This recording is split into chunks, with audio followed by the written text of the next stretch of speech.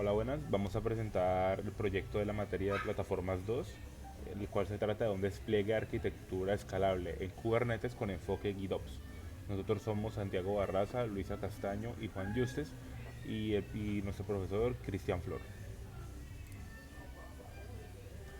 Como contenido se va a presentar una introducción, se va a seguir con la metodología de trabajo, la estrategia de branching, el diseño y la implementación.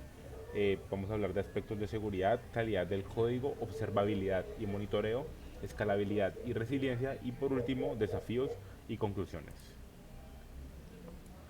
Para empezar, este proyecto se abordó sobre una arquitectura de microservicios en Kubernetes y esos microservicios son de un e-commerce, existe como Payment Service, Order Service, User Service, etcétera. Y el enfoque, como se mencionó, es con prácticas de DevOps y GitOps para automatizar despliegues tanto de infraestructura como de código y hay otras utilidades como monitorear los servicios.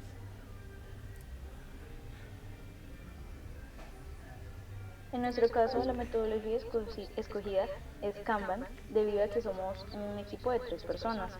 Esto es para poder evitar la rigidez de Scrum, como las daily reviews, las retrospective, entre otros. Además, para poder tener un flujo continuo y flexible y poder retroalimentar en cualquier momento.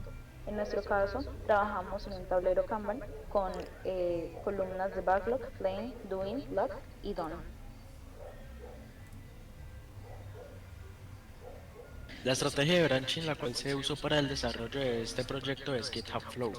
Dada su fluidez y su simplicidad, nos pareció bastante buena para el uso de este proyecto, teniendo en cuenta que solamente somos 3 estudiantes.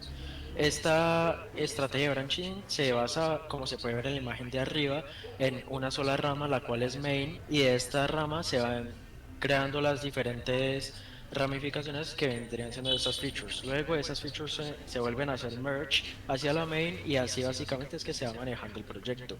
Pero eso no es todo. Dado a que el resultado final de este proyecto está dado para que cuando algún equipo de desarrollo o alguna persona quiera hacer un cambio al código, ya sea de frontend o de backend, tendría que usar la estrategia de Git Flow, que ahí sí ya está establecido para utilizar las ramas tanto de main, tanto de stage y tanto de develop, para poder seguir un cierto protocolo con las PRs que vamos a ver luego.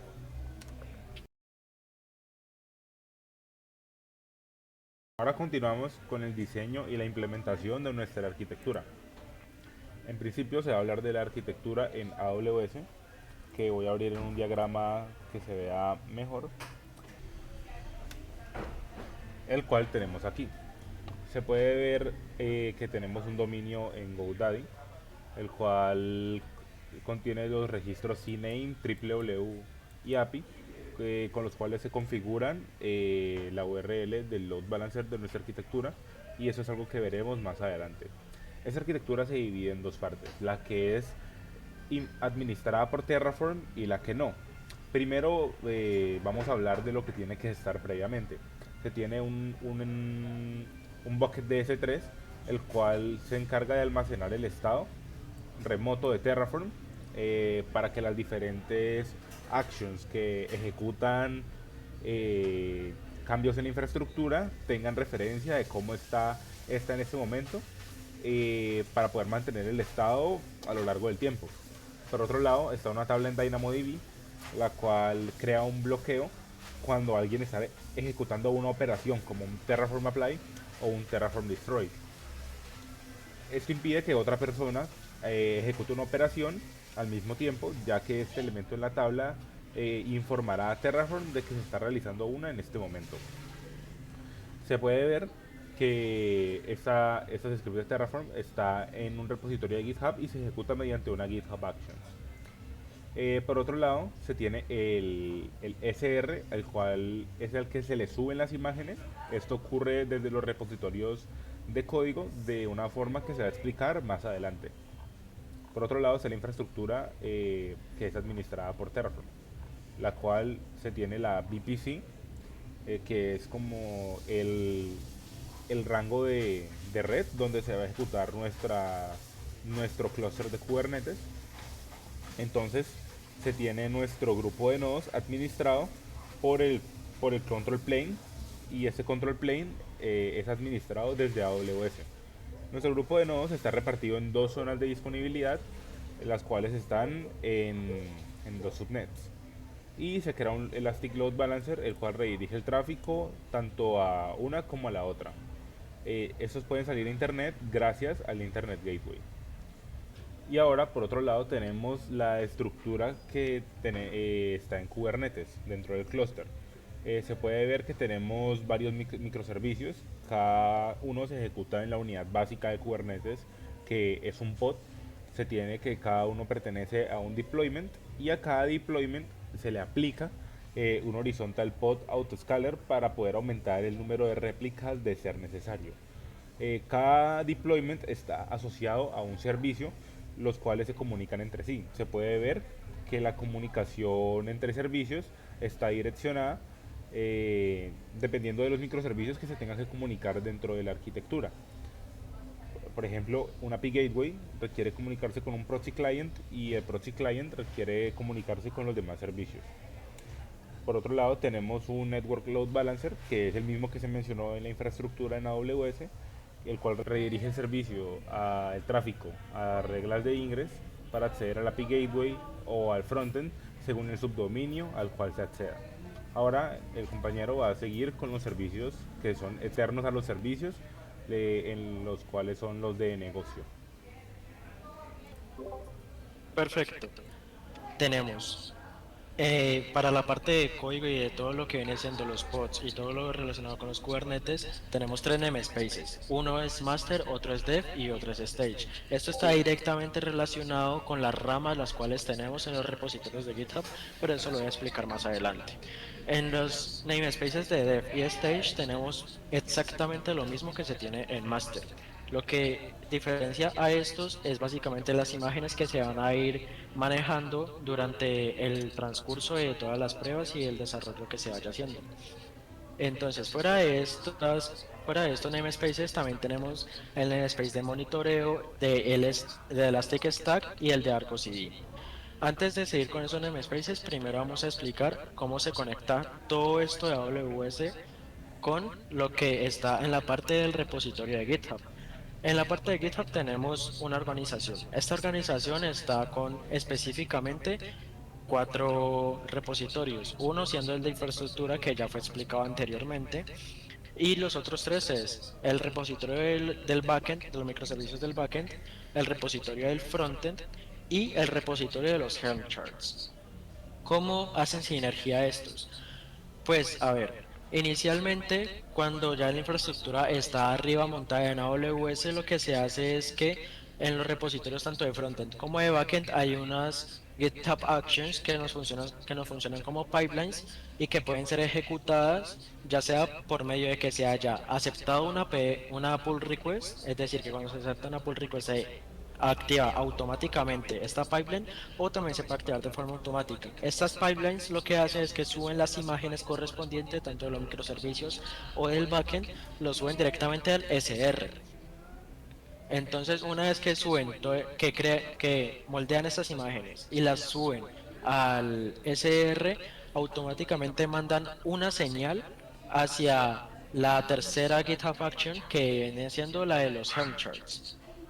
Esta señal lo que va a contener es la rama desde la cual se ejecutó desde la cual se hizo la ejecución de la pull request o desde la ejecución manual. Si se hizo desde la rama dev el cambio en ya sea en frontend o backend, asimismo este dato va a ser enviado hacia la tercera GitHub Action.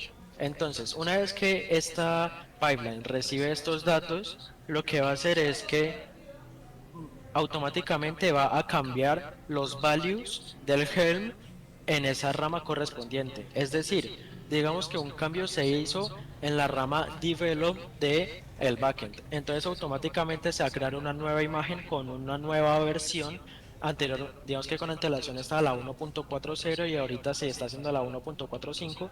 Se sube la 1.45 al SR y le manda la señal a los Helm charts para que para que la página de los Helm charts pueda hacer el cambio en el values.dev que es el que está específicamente destinado para el namespace de develop. Entonces, hace los cambios y gracias a Argo CD es que este mismo genera los cambios dentro del clúster de Kubernetes para que ahorita todos los deployments apunten hacia este. Como acabo de mencionar, también tenemos entonces el namespace de Argo CD, que es el que nos contiene a este programa que es muy importante dado que nos ayuda con la gestión y la orquestación de todo este clúster. Ahora, como mencioné anteriormente, Argo sí está conectado directamente con el repositorio de los Helm charts en GitHub. Cualquier cambio que se haga, no solamente de los values, cualquier cambio que se haga tanto en los templates, secrets, etcétera, este lo va a anotar y automáticamente va a sincronizar todo el clúster de AWS con ese cambio que se hizo efectivo en el repositorio de GitHub. Esa es la función en la cual nos ayuda Argo. Y no solo eso, también tenemos namespaces tanto como para monitoreo y Elasticstack. ¿Qué quiere decir eso? En la parte de monitoreo tenemos Prometheus y Grafana. Prometheus nos ayuda con la conexión con la aplicación, recolectando todos los datos que pueden llegar a salir de esta aplicación y este conecta directamente con Grafana para que por medio de Grafana podamos visualizar todos estos datos que fueron recolectados, ya sea por diferentes gráficas que nos pueden ser de uso tanto para presentaciones técnicas como para presentaciones ya de negocios. Y también, ya hablando más específica de de la parte de los logs, tenemos el namespace de Elasticstack, donde tenemos implementado el ELK. ¿Cómo funciona el LK? Primero tenemos el Firebit, que el Firebit es el que nos ayuda con la recolección de todos estos logs que genera la aplicación. Y una vez que estos son recolectados, lo que hace luego Logstash es procesarlos. Una vez que Logstash procesa todos estos logs que fueron recolectados por Firebit, ahí entra Elastic con el almacenamiento y la gestión de todos estos, para que finalmente por medio de Kibana los podamos visualizar. Y de esta misma manera podemos tomar también un cierto método de monitoreo y poder estar al pendiente de la aplicación sabiendo qué pasa en todo momento. Por último, en la parte de arriba podemos ver el Cert Manager, que esta es la parte de los certificados que ya vamos a hablar más a profundidad más adelante. Bueno, en primer lugar se va a ejecutar la infraestructura en un laboratorio de AWS. Se puede ver que si se le da aquí, nos va a proporcionar unas credenciales para acceder a este. Entonces, esas credenciales, lo que se realiza por ahora es en el repositorio de infraestructura cambiarlas para poder ejecutar los scripts de Terraform, que se ejecutan por medio de GitHub Actions. Entonces se cambia la primera credencial, que es el Access Key ID. Luego se cambia el Secret Access Key. Y por último se cambia el Session Token. Esas credenciales se renuevan en cada nuevo laboratorio. Entonces vemos aquí y podemos ver que las tres han cambiado. Entonces nos dirigimos a Actions y vamos a la acción de Deploy Infrastructure to AWS. Se ejecuta y podemos ver que debería comenzar a ejecutarse en un momento. Como vemos aquí se está ejecutando y va a realizar dos jobs, los cuales son Deploy Infra y el segundo es Bootstrap Cluster, que se encarga de configurar el clúster una vez está subido y instalarle ciertas utilidades como Prometheus, Grafana, el ELK, Cert Manager, entre otros.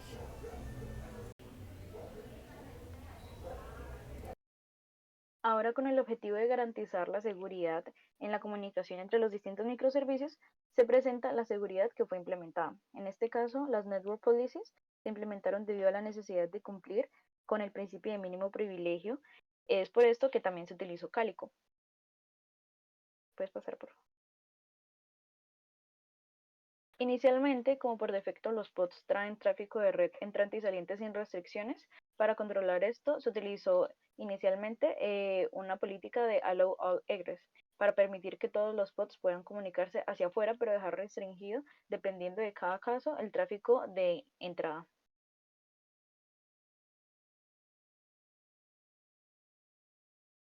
Y ahora con respecto al tráfico de entrada, se configuró dependiendo de lo que fuera necesario para cada caso.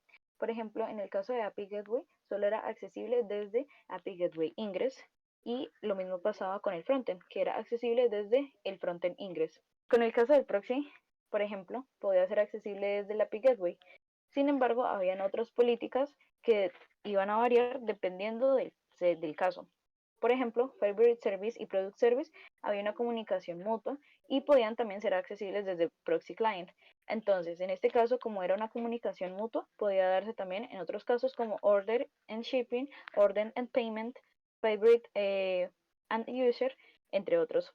Además, ahora, con el objetivo de garantizar el tráfico hacia los servicios expuestos públicamente, se utilizó la configuración de certificados TLS, en este caso, y utilizamos Cert Manager y también utilizamos Let's Encrypt. Cert Manager, en este caso, se instaló con un Helm para poder que fuera el encargado de emitir y renovar los certificados. Además de esto, también se creó un Cluster Issue para obtener los certificados firmados por Let's Encrypt. Además de esto, se configuraron los certificados que fueron generados para poder ser utilizados por los ingles. Entonces, se configuró en los values y en este caso, para el frontend, se utilizó el www. El dominio que nosotros adquirimos desde GoDaddy. Y para el era api. El dominio que adquirimos de GoDaddy. Además de esto, fue necesario implementar también unas modificaciones dependiendo del load balancer que nos fuera arrojado tanto en el CNAME de www y en el CNAME de API correspondientemente para que se pueda acceder en ambos casos desde www por la web y API para poder hacer solicitudes con Postman. En este momento nos encontramos en nuestro perfil de GoDaddy. Como pueden ver, este es el dominio que adquirimos. Es un Luisa Santiago Juan-app.xyz. Entonces, en este momento podemos ver los registros que tienen. Y en este caso, como se mencionó anteriormente, este es el CNAME de API que tenemos que modificar y este es el CNAME de www que también toca modificar para poder hacer pruebas, por ejemplo, con Postman y para poder acceder a ella luego desde la web. En este momento tenemos que cambiar la URL que teníamos anteriormente por la actual de el load balancer. Como nosotros estamos utilizando una cuenta de AWS institucional, esta URL de load balancer no se mantiene estática siempre. Es por eso que nos toca estarla cambiando cada vez que se renueva el laboratorio.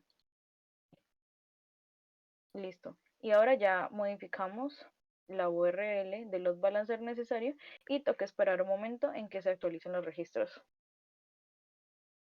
Bueno, y ahora después de haber modificado los registros CNAME tanto de www como de API, ya cargó y podemos apreciar ahora en vivo utilizando nuestro dominio con www que podemos acceder a el frontend. También se puede ver que los certificados están validados en este caso, que la conexión es segura. Podemos también ver más detalles en este caso, como por ejemplo la organización Let's Encrypt, como se mencionó anteriormente, que el nombre común es precisamente www. Lo que se mencionó que está modificado en el GoDaddy, que fue emitido también, por ejemplo, la fecha, la hora, entre otros, y podemos ver la versión, que es versión 3, que tiene un tipo de algoritmo para firmado, como se mencionó que se utilizó un cluster issue para firmarlo. En este caso es el algoritmo SHA-256 con encriptación en RSA. Y también podemos ver nuevamente Let's Encrypt como parte de nuestro emisor. También más abajo podemos ver las huellas digitales, en este caso SHA-256. Se puede apreciar tanto el certificado como la clave pública. También podemos hacer pruebas con Postman, como se mencionó a la API, 1, 2, 3. También podemos hacer pruebas con Postman, como se mencionó anteriormente, a api.lsj-app.xyz. Entonces, en este caso, vamos a añadir una categoría.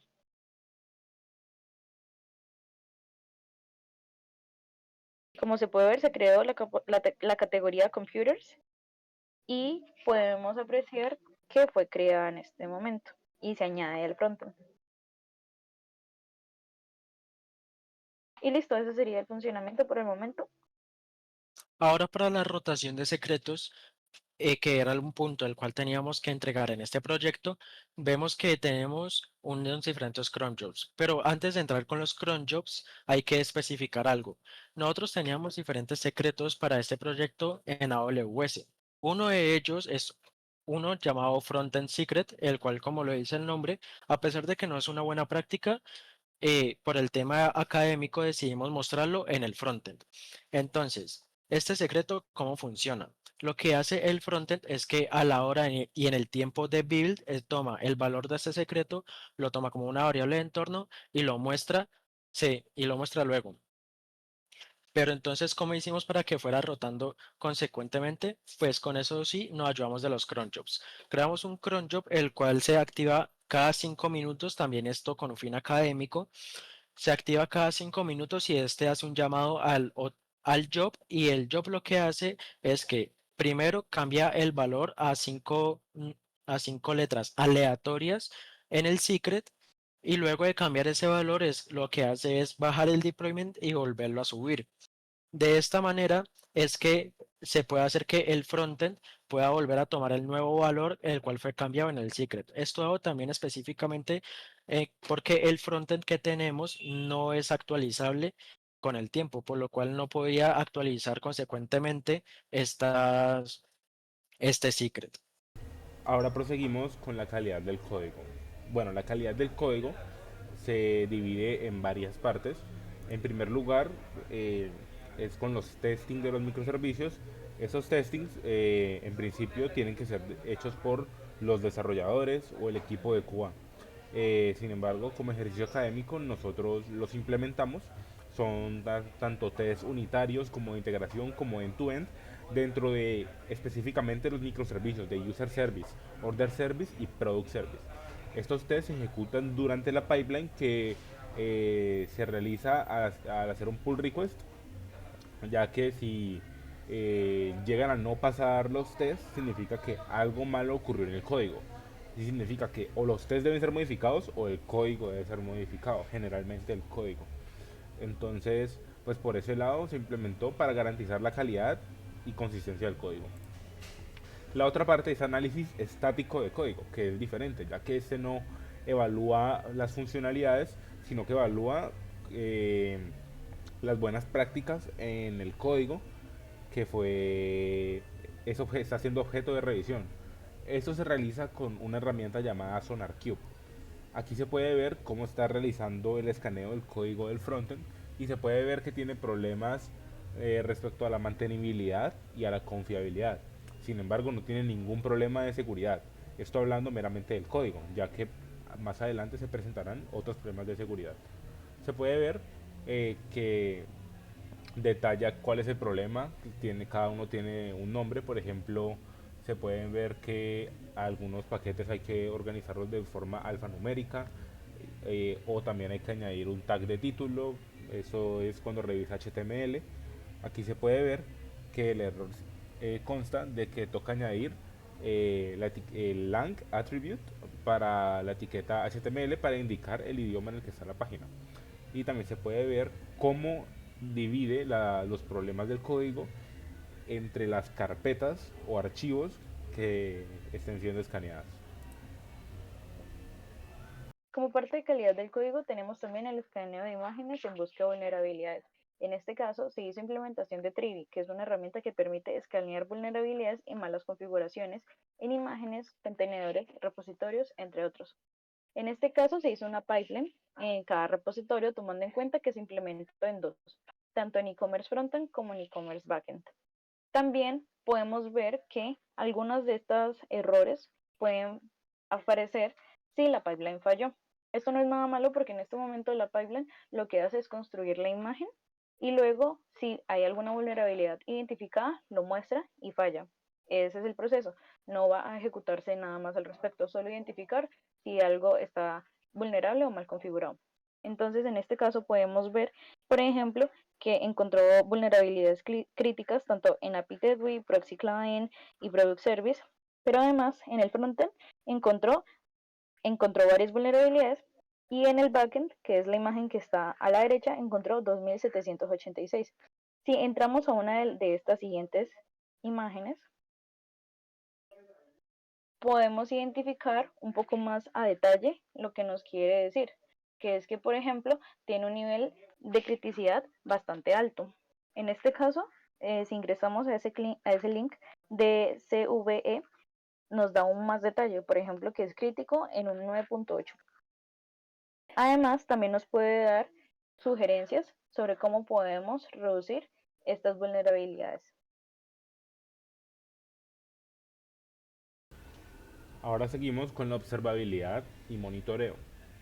En primer lugar, se puede ver que con Zipkin se puede monitorear cómo se comunican los microservicios entre sí y cuál es el flujo de las solicitudes HTTP que entran. Para este ejemplo, mediante Postman se realizó una solicitud HTTP al API Gateway para la creación de una categoría. La categoría está gestionada por el servicio de Product Service. ¿Esto qué significa?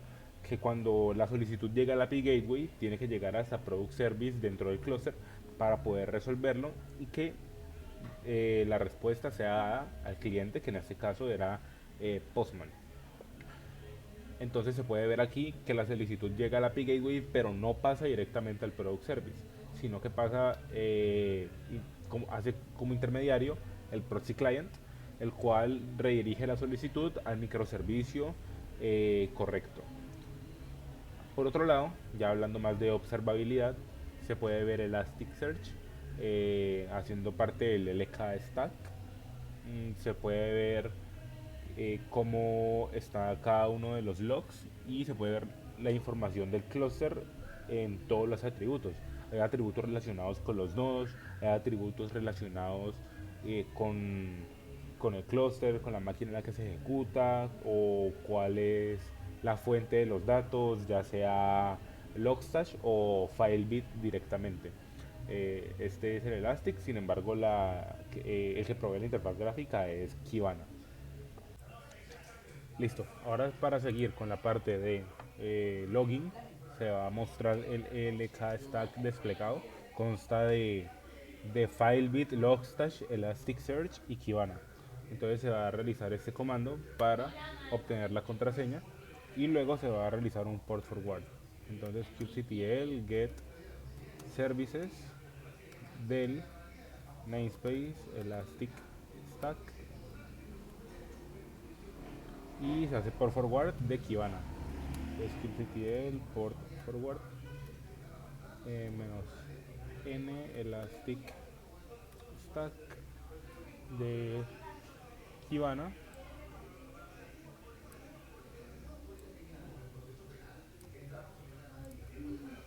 en el puerto 5601 al puerto 5601. Se copia la contraseña, toca poner SBC,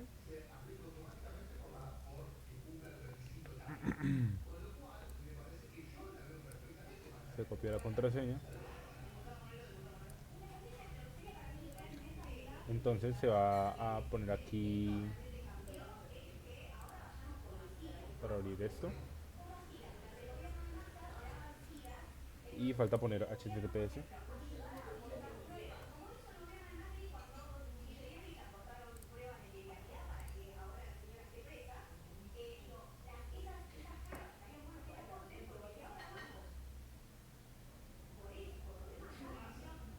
Y vamos a esperar a que cargue.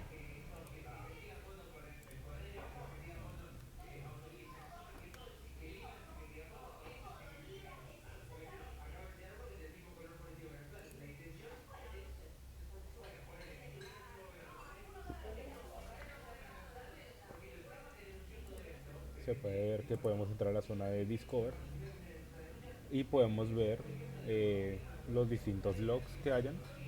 Entonces podemos realizar un refresh o podemos verlos todos básicamente. También podemos ir aquí a la parte de logs.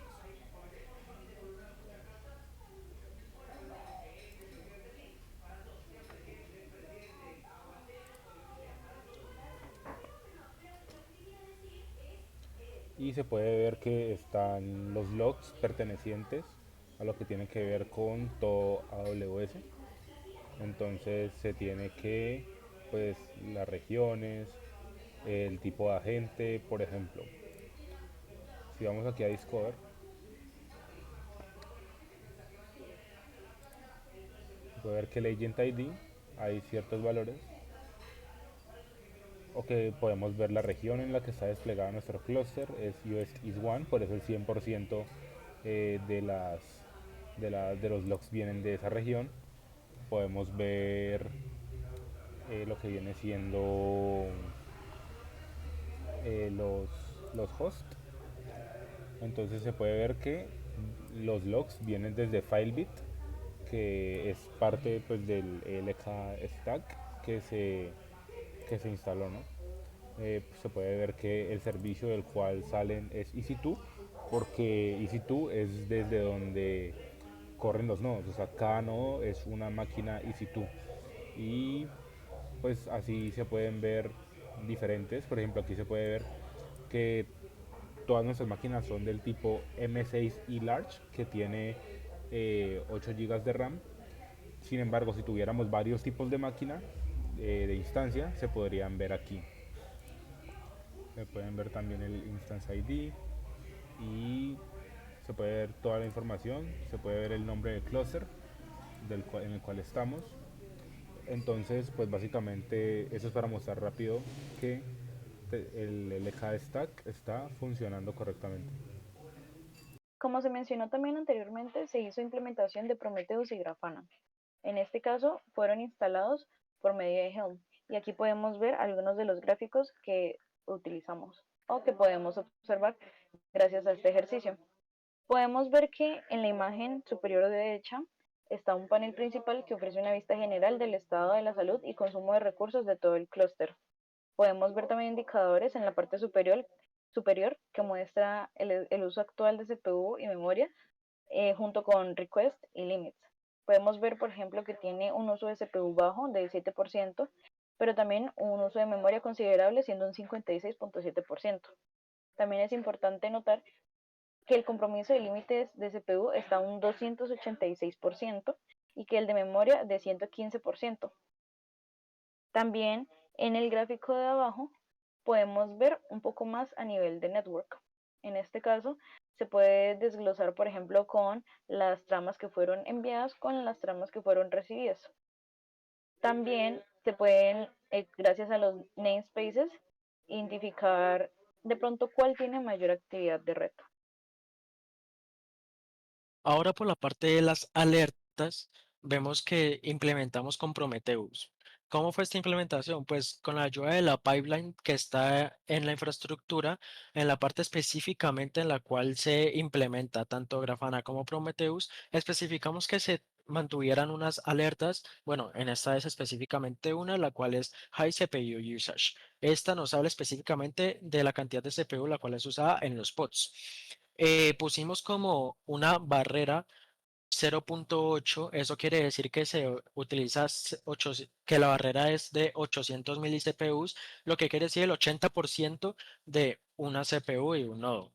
Ahora, como podemos ver, estamos viendo un pequeño ejemplo.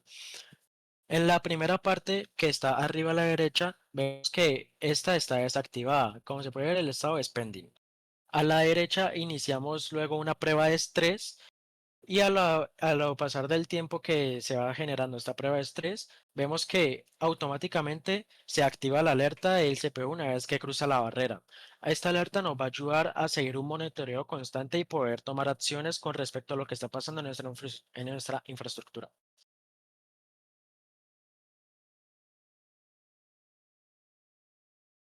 Ahora, siguiendo con la parte de la implementación del HPA o Horizontal Pod Autoscaler, también hicimos una prueba para poder demostrar que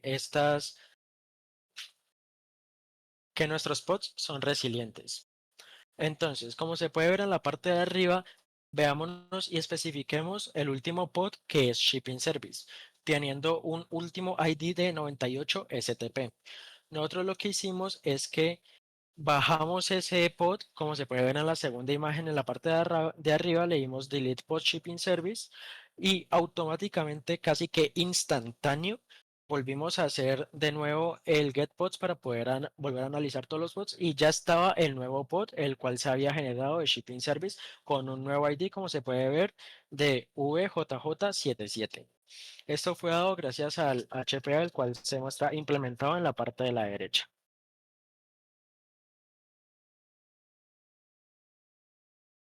Sigamos con las pruebas de rendimiento. Hicimos una prueba de rendimiento de la cual se utilizó como un pick de 200 usuarios, los cuales iban a ir sumando de 5 en 5 y como se puede ver se hace hacia la API de nuestro dominio comprado en GoDaddy como lo también se especificó anteriormente.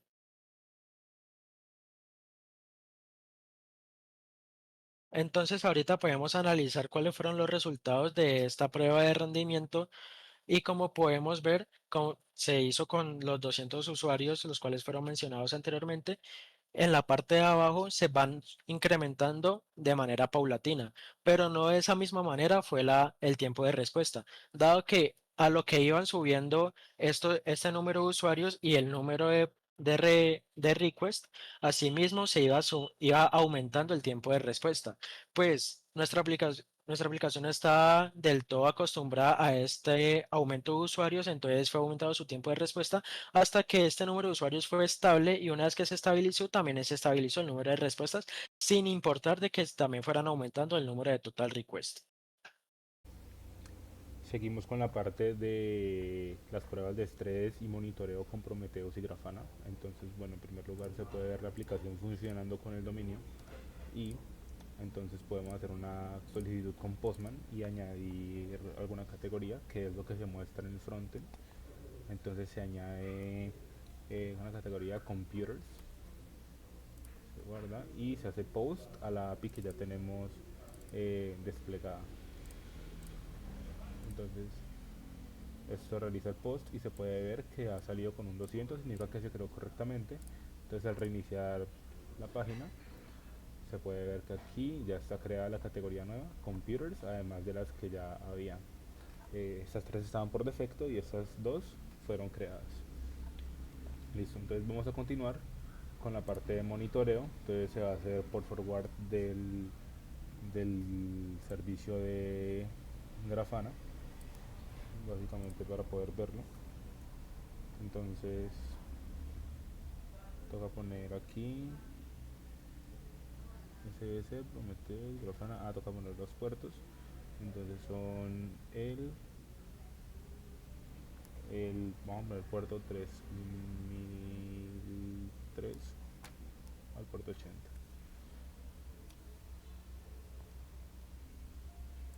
Entonces localhost 3003.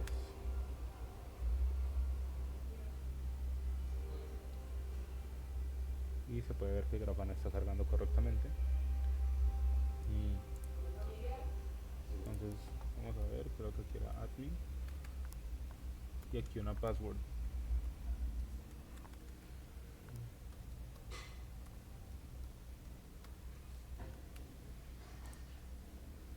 Listo, iniciamos aquí y vemos que nos van a aparecer diferentes dashboards correspondientes al cluster. Entonces se puede ver, podemos entrar al que revisa los pods y pues se puede ver aquí diferentes métricas, ¿no? Entonces podemos entrar a un namespace y podemos ver el API Gateway, por ejemplo.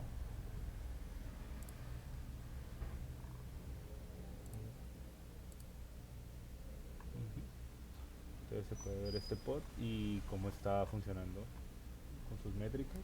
Voy a hacer algo de zoom.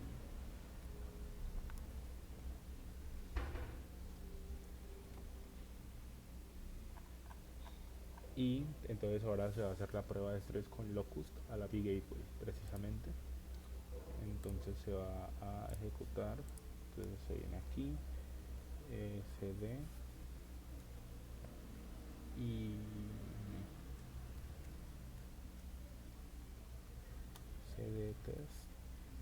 cd API Gateway Test Performance y se hace la ejecución del archivo de locust. Entonces se hace locust -f locustfile.py. Esto lo ejecuta en el puerto 8089. Entonces lo abrimos en el navegador y se ve que funciona correctamente. Entonces vamos a simular una carga de 200 usuarios simultáneos que vayan apareciendo de 5 en 5 a nuestra API, que viene siendo esta. Entonces van a empezar a ocurrir las solicitudes. Entonces se puede ver que empiezan a ocurrir las solicitudes. Se puede ver aquí.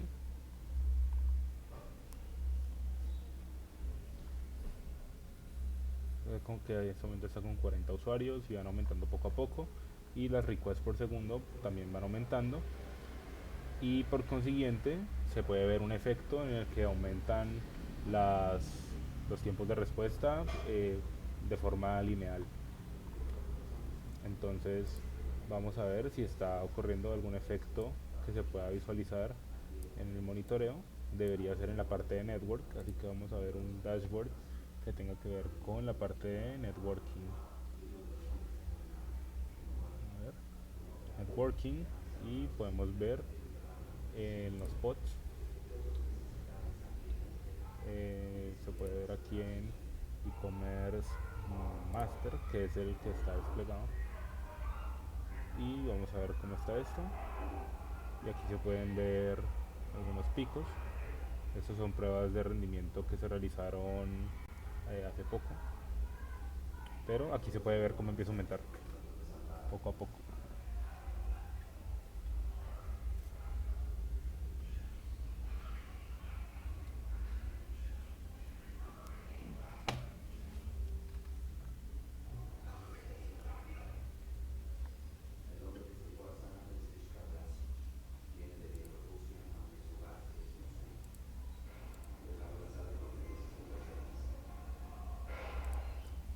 Por otro lado, aquí sigue haciendo las pruebas. Se puede ver que el tiempo de respuesta ha bajado considerablemente. Significa que el sistema se ha adaptado a la carga.